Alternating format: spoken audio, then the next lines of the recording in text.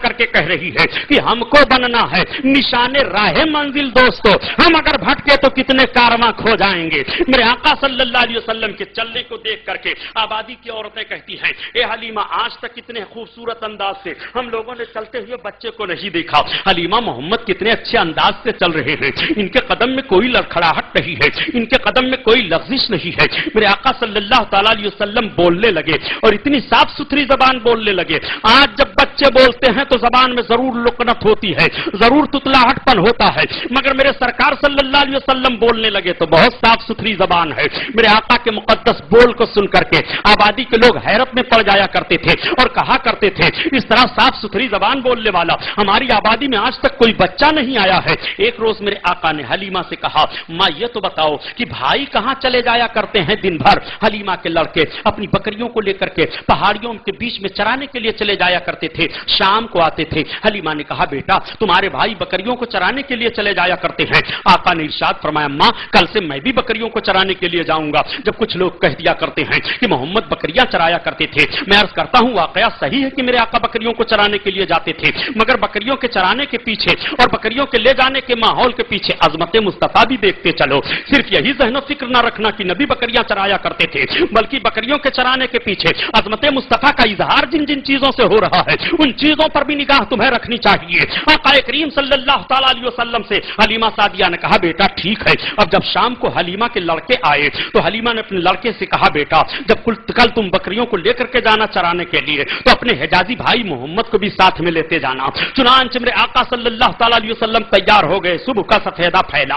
हलीमा के लड़के तैयार होकर के कटघरे से बकरियों को निकालते हैं और हाँकना शुरू करते हैं तो बकरियां अपनी जगह को नहीं छोड़ रही हैं, सारी बकरियां खड़ी हैं। हलीमा के लड़के डंडे मारते हैं मगर बकरियां नहीं भाग रही हैं। हलीमा के लड़के आजिज होकर के कहते हैं, अम्मी जान आज तो ये बकरियां चल ही नहीं रही हैं, मैं इन बकरियों को मार रहा हूं मगर ये बकरियां अपनी जगह नहीं छोड़ रही हैं। हलीमा ने गौर से देखा और देखने के बाद कहा, बेटा मोहम्मद के आगे आगे बकरियां नहीं चलेंगी, तुम लेकर के उन्हें आगे हो जाओ फिर बकरियां चलेंगी। अब जरा मुलाहजा करो, इन जानवरों को भी मालूम है कि ये सैयदुल मुरसलीन है, इनके आगे आगे न चलो, ये नबी कौनैन है, इनके आगे आगे न चलो, ये बशीर और नजीर है, इनके आगे आगे न चलो, ये रहमतुल लिल आलमीन है, इनके आगे आगे न चलो। इसीलिए मैं अर्ज करता हूं मुसलमानों, नबी को पहचानता कौन नहीं है? नबी को सब पहचानते हैं। नबी को खुश्को तर पहचाने, नबी को बहरो बर पहचाने, नबी को शजरो हजर पहचाने, नबी को जमीन व आसमान पहचाने, नबी को हैवानात व जमादात पहचाने, नबी को समंदरों की लहरें पहचाने,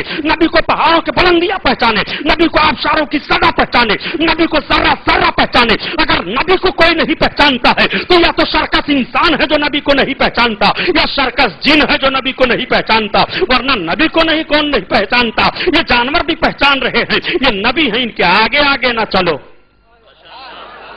दुरूद शरीफ पढ़ लो, अल्लाहुम्मा सल्ली अला सय्यिदना मुहम्मदिन मादनिल जूद वल करम व अला आलिहि व बारिक वसल्लम सलातु व सलामुन अलैका या रसूल अल्लाह सल्लल्लाहु तआला अलैहि वसल्लम। दुरूद शरीफ और पढ़ो,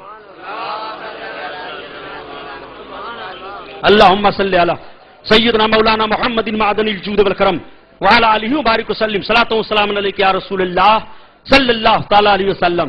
बस दो जुमले और आप सुन लो। मेरे आका सल्लल्लाहु तआला अलैहि वसल्लम, अल्लाहु अकबर, मेरे आका का मुकद्दस बचपन है। जब बचपन का यह हाल है तो जवानी का हाल क्या होगा? नाग नबी कौनैन के आगे आगे बकरियां नहीं चल रही हैं, जानवरों को मालूम है ये सैयदुल मुरसलीन है।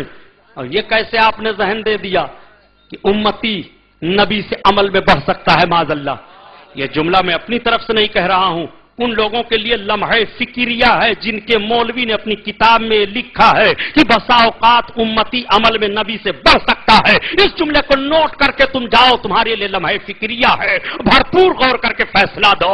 ये ईमानी बोली है कि शैतानी बोली है? ये नबी की सीरत बयान कर रहे हो कि नबी की तौहीन कर रहे हो? मेरे आका को पहचानता कौन नहीं है? मेरे आका सल्लल्लाहु अलैहि वसल्लम ने ऐलान नबूवत फरमा दिया। नबी कौनैन सल्लल्लाहु अलैहि वसल्लम तशरीफ ले जा रहे हैं, एक शिकारी हिरन को शिकार करके ला रहा है। जैसे हिरन ने देखा नबी आ रहे हैं, हिरन जानवर है, जैसे नबी कौनैन को देखा उसने रोना शुरू कर दिया, अपनी जबान में कहना शुरू कर दिया। नबी ने फरमाया, शिकारी ठहर जा। शिकारी ठहर जाता है, क्या बात है? मेरे कहने से इस हिरन को तू छोड़ दे। ये हिरन अपने दोनों बच्चों को दूध पिलाएगी, बगैर दूध पिलाए हुए आज ये जंगल में आ गई थी, तूने शिकार कर लिया। उसने कहा, आप तो ऐसी बातें कर रहे हैं जैसी बातें मोहम्मद किया करते हैं। اسے کوئی خبر نہیں کہ یہ ہم سے محمد ہی بات کر رہے ہیں. نبی کونین صلی اللہ تعالی علیہ وسلم مسکرا پڑے. میرے آقا نے فرمایا چھوڑ دے. کہا یہ شکار میں نے کیا ہے, کہیں شکار بھی چھوٹ جانے پر شکاری کے ہاتھ میں آتا ہے. میں کہتا ہوں, میں ضمانت دیتا ہوں, یہ شکار تجھے مل جائے گا, میرے کہنے پر چھوڑ دے. اس کو بات کا اثر ہو جاتا ہے, اس نے شکار کو چھوڑ دیا. میرے آقا صلی اللہ علیہ وسلم سے اور باتیں کر ہی رہا ہے. ہرن گئی, اپنے دونوں بچوں کو دودھ پلایا جلدی جلدی, اور دودھ پلا کر کے وہ واپس آنے لگی. بچوں نے اپنی زبان میں روک لیا. ماں ٹھہر جاؤ, کیوں جا رہی ہو؟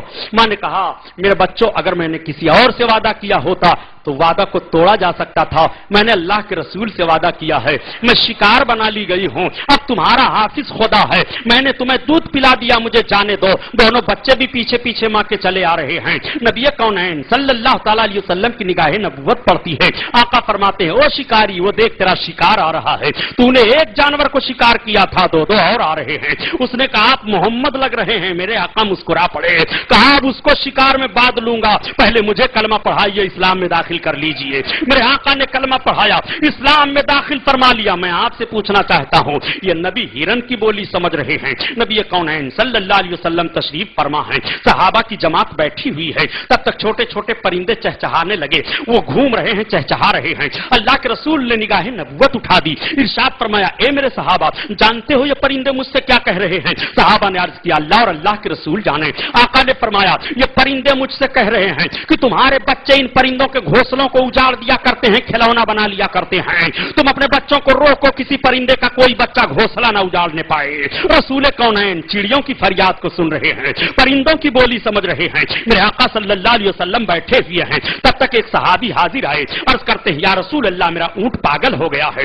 آخر میں پوچھنا چاہتا ہوں, صحابی کو یہ کہنے کی ضرورت کیا تھی, یا رسول اللہ میرا اونٹ پاگل ہو گیا ہے؟ صحابی کا تو ذہن ہے کہ یہ نبی ہیں, انہوں نے کلمے کی دعوت دے دی ہے, ہم نے کلمہ پڑھ لیا ہے. نبوت کے لیے یہ ضروری نہیں ہے کہ اونٹ ہمارا پاگل ہو جائے تو ہم نبی سے کہنے کے لیے جائیں. نبی کے لیے یہ ضروری نہیں ہے کہ ہرن پر مصیبت آ جائے تو ہرن اپنی فریاد کو پیش کرے. نبی کے لیے یہ ضروری نہیں ہے کہ نبی چڑیوں کی فریاد کو سنا کرے. میں آپ سے پوچھنا چاہتا ہوں, ذرا دیکھو میرے آقا کی خوبیوں کو.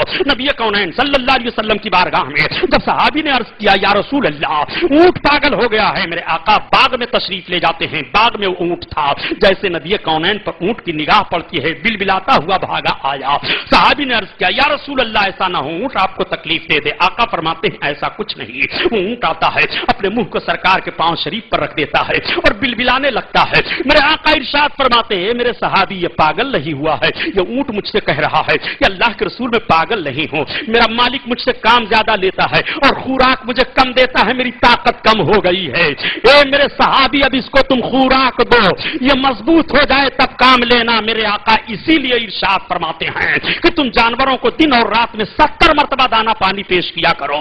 جس رسول نے جانوروں پر اتنا رحم کیا ہو, جو اونٹ کی بولی سمجھ رہے ہوں, جو چرندوں پرند کی بولی سمجھ رہے ہوں, جو ہرن کی بولی سمجھ رہے ہوں, اس رسول کے لیے تم نے کیسے ذہن دے دیا ہے کہ اس رسول کو دارالعلوم دیوبند میں اردو زبان سکھائی گئی ہے. معاذ اللہ, میں پوچھنا چاہتا ہوں گوانڈی کے مسلمانوں, اس ایک جملے پر نوٹس لے لو کہ رسول اللہ سارے لوگوں کی زبانوں کو سمجھ رہے ہیں. اسی لیے تو اعلیٰ حضرت عظیم البرکت فرماتے ہیں, مرد مومن تو اپنے نبی کی شان کو جاننا چاہتا ہے. تیرے نبی کی شان کا حال تو یہ ہے کہ بس میرے مولا کی ہے بس یہی شان عظیم, اور جانور بھی کریں جن کی تعظیم, اور سنگ کرتے ہیں ادب سے تسلیم,